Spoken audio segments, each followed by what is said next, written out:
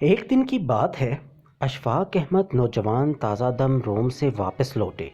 گورا چٹا خوبرو جوان اب اٹلی سے واپس آنے پر انتہائی سٹائلش اور گلیمرس پرکشش کالے چشمے لگائے، انتہائی جاذب نظر اور فیشنیبل اطالوی گاڑی فیٹ میں سوار اشفاق احمد ہر دل عزیز پروفیسر تھے۔ اتنے بڑے کنبے میں اشفاق احمد کی حیثیت پھر بھی چھوٹے برخوردار سے زیادہ نہ تھی۔ لاہور مزنگ میں ان کے آبائی گھر کی 3 منزلیں تھیں۔ سب سے نچلی منزل میں ان کے والد اور والدہ رہتے تھے۔ ان کی والدہ انتہائی شفیق محبت کرنے والی پرانی وضع کی خاتون تھیں، جبکہ والد انتہائی رعب و دبدبہ والے انسان تھے جن کے سامنے سگریٹ پینا تو دور کی بات، اونچی آواز میں بات کرنا بھی گناہ تھا۔ وہ اپنے گھر کے باہر سین میں جلد سے داغ دھبے مٹانے والی فیس کریم بنانے میں مشغول رہتے۔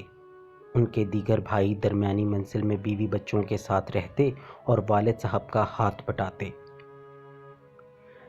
اشفاق احمد اکیلے اپنی تمام تر کتب اور اٹلی کی یادداشتوں کے ساتھ کوٹھے پر چھوٹی سی ممٹی میں قیام پذیر تھے۔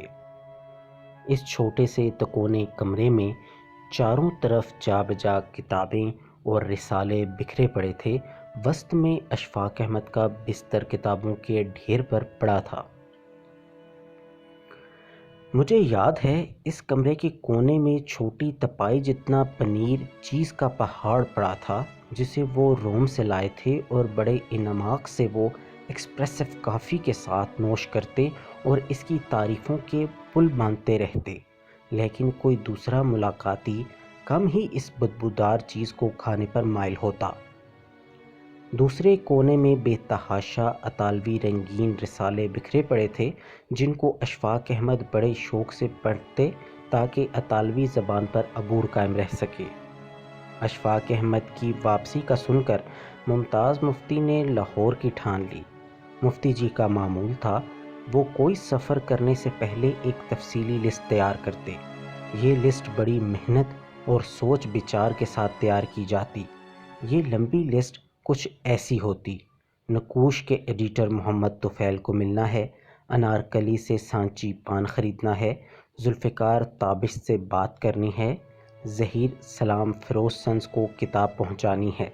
اس موقع پر مجھے ممتاز مفتی نے ساتھ لیا اور ہم لاہور پہنچ گئے۔ اشفاق احمد نے وہیں کتابوں کے ڈھیر پر محمدی بستر لگا دیے۔ ممتاز مفتی اور اشفاق احمد دن رات بحث و مباحثہ، خوش گپیوں اور اطالوی قصہ کہانیوں میں مشغول ہو گئے۔ میں دوسرے کونے میں اطالوی رسالوں کے اوراق الٹتا پلٹتا رہا اور چیز کے ٹکڑے توڑ توڑ کر کھاتا رہا۔ اگلے روز صبح کسی نے نیچے گھر کی دہلیز پر گھنٹی بجائی۔ اشفاق احمد نے اٹھ کے ممٹی کی کھڑکی کھولی جو گھر کے سامنے کھلتی تھی، اور وہیں کھڑے کھڑے اونچی آواز میں گفتگو میں مصروف ہو گئے۔ کچھ دیر میں نیچے آنے والا شخص چلا گیا۔ اشفاق احمد کھڑکی بند کر کے کمرے کی طرف لوٹنے ہی والے تھے کہ ممتاز مفتی چلا اٹھے، او ٹھہر یار، او ٹھہر! اشفاق، یہ نیچے کون تھا جس سے تم باتیں کر رہے تھے؟ کیا یہ ادبی جریدے نقوش والے محمد طفیل تھے؟ اشفاق نے اس بات میں سر ہلا دیا تو مفتی صاحب نے لپک کر اسی وقت ایک لمحے کی تاخیر کیے بغیر اپنے بیگ سے لسٹ نکالی اور محمد طفیل کا نام لسٹ سے کاٹ دیا۔ ممتاز مفتی کا یہ کمال تھا کہ وہ اشفاق احمد کی ممٹی میں بیٹھے بیٹھے پوری لسٹ کاٹ کر اطمینان سے واپس اسلام آباد چلے آتے۔